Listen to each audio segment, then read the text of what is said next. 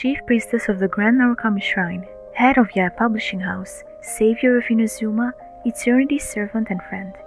Yae Miko is like a diamond, each facet of which represents a different attitude, personality, appearance, side or version of her.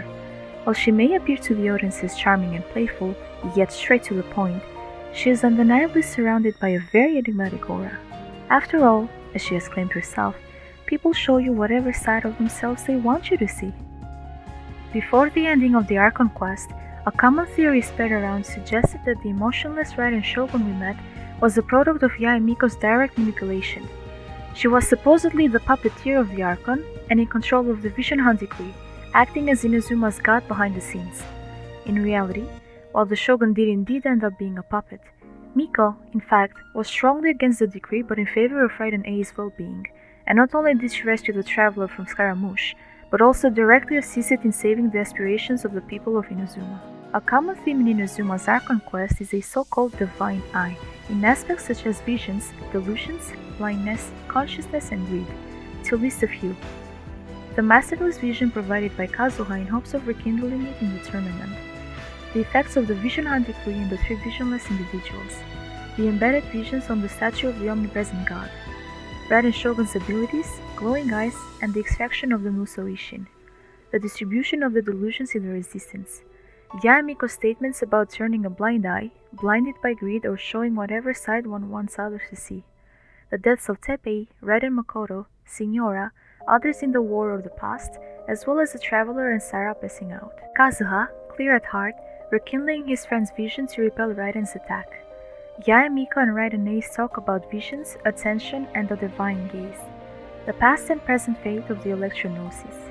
And while the Archon quest felt like a happy ending, to a degree, at least with the biggest conflict solved thanks to mainly the Traveler and Yae Miko, there are still issues to be addressed that should be coming soon in the future patches. Raiden Shogun, the puppet, appeared to Raiden Ei in a dream to declare her an enemy of eternity too. The battle with herself, with her past, will come someday, and the samurai must take up her sword. Just how Barbados' Devaling and Morax's Ashtaha became enemies to defeat, a similar situation should occur with Raiden Ei, the Raiden Shogun, and perhaps involving Yae Miko as well. With how much she was involved in the Archon quest without being playable yet, the story may just progress to a much greater threat than the Vision Hunt decree on its own. Another potential threat is none other than Scaramouche with the Electro Gnosis. We know that Ei wanted to cut ties with Celestia and send the Gnosis away after failing to make any modifications to it as she originally planned. She handed it over to Miko, who warned her about the possibility of selling it off as a valuable possession, and so she did by trading it for the Traveler's life, for it to end up in Scaramouche's hands. We can't be too sure of how much power, knowledge, and deception a Gnosis can store.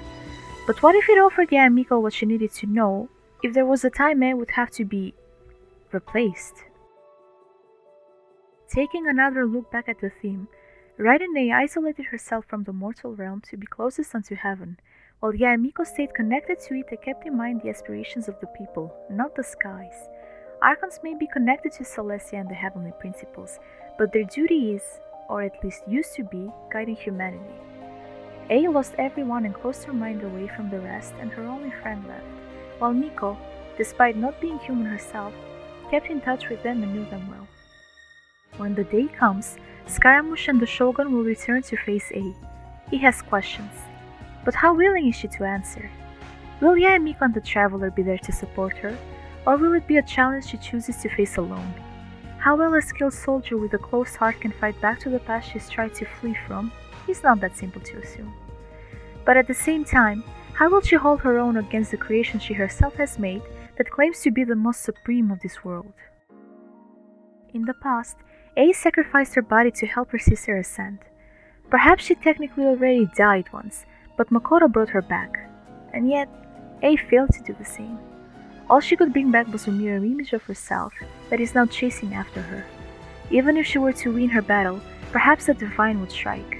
A man-made puppet having the courage and strength to challenge a god cannot be allowed, and punishment should be served. Just like Makoto. It feels like Ei is losing control of herself, and that she cannot hold her own blade against what's coming for her. Even if she were to strike her own friend, Miko would just dodge it. Perhaps this means that Miko is just growing in power, and that power could have been amplified thanks to the electrognosis, whether it was in the past or the future. She once called Ei fatally flawed, and they already disappeared once. Perhaps if Ei were to lose her battle again, a certain sleeping dragon would awake to strike. Yae Miko would take her place as the Electro Archon, either because it was just fate's design or because she planned it. After all, as she has claimed herself, people show you whatever side of themselves they want you to see.